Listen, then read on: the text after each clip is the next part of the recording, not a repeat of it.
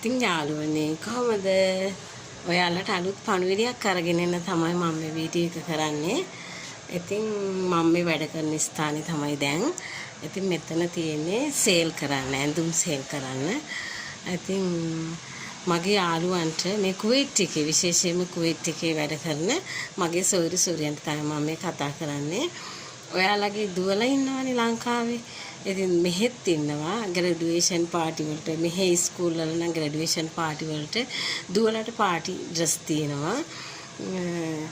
ලංකාවේ උනත් මෙහෙ උනත් පාටි ඩ්‍රස් තියෙනවා.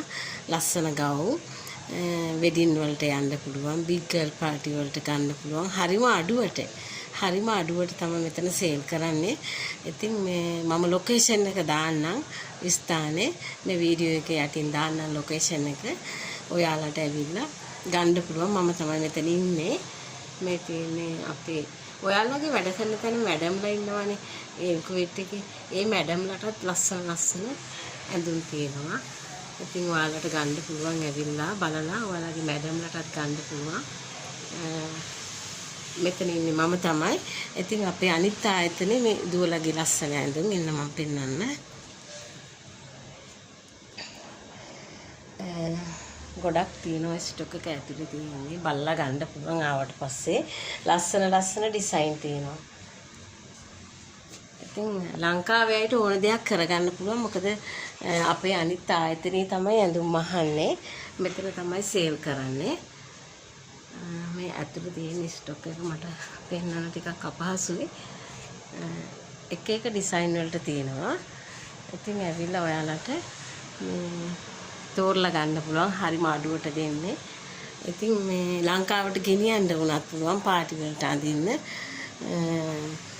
බිග් ගර්ල් පාටි වලට, වෙඩින්ස් පාටි වලට අඳින්න. ඉතින් ඔයාලට හරිම අඩුවට ගන්න පුළුවන්. මම තමයි මෙතන ඉන්නේ. ලංකාවේ අය එන්න ඕන ඇඳුමක් මහ ගන්න පුළුවන්. මෙතන සේල් කරාට අපේ අනිත් ආයතනයේ රිදි මහනවා. මැෂර්මන්ට් එක අරගත්තට පස්සේ ඕන ඇඳුමක් මහ ගන්න පුළුවන්.